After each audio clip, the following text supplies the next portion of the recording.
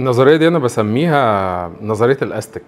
الإنسان قدرته على التحمل وخبراته بتخليه عامل زي الأستك. عارف الأستك لما بتشده، من كتر ما بتشده بيبدأ يوسع، ما بيبقاش بنفس حجمه الأساسي اللي طالع بيه من المصنع. أو زي البالونة لما تنفخها على الآخر وتفضي الهواء اللي فيها حجمها بيتغير. دي نفسية الإنسان.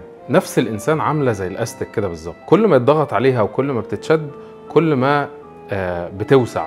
فانت علشان كده انا بس بحاول اشرح لك فكره الكومفورت زون دي جايه منين، وانك تخرج بره الكومفورت زون وترجع لها تاني. كل ما الانسان يتعرض لمواقف تخرجه من الراحه، ان هو ما يبقاش مشدود، كل ما هو فضل خبراته وقدراته زي ما هو، ما بيتغيرش، ما بيتعلمش حاجه جديده. لكن كل ما تتشد وترجع تاني بتزيد خبره، كل ما تتشد وترجع تاني بتزيد خبره. لكن لو فضلت مشدود على طول هيتقطع.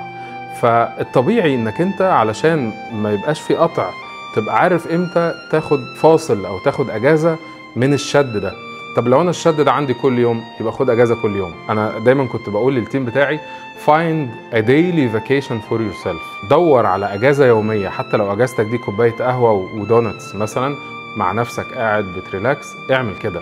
لازم تفهم نفسك كويس علشان استكك ما يتقطعش. مهم جدا ان الاستك يوسع ويستوعب اكتر، دي حاجه مهمة جدا ليك. وكل ما تكبر في السن كل ما هتحتاج ان قدرتك على التحمل وخبراتك تكون اكتر عشان تبقى بتحل مواقف اكتر وتعلم غيرك. لكن في نفس الوقت علشان الكلام ده يبقى مفيد لازم يبقى فيه فواصل كل شوية، لازم يبقى فيه اجازات كل شوية، لازم الاستك بتاعك يرتاح.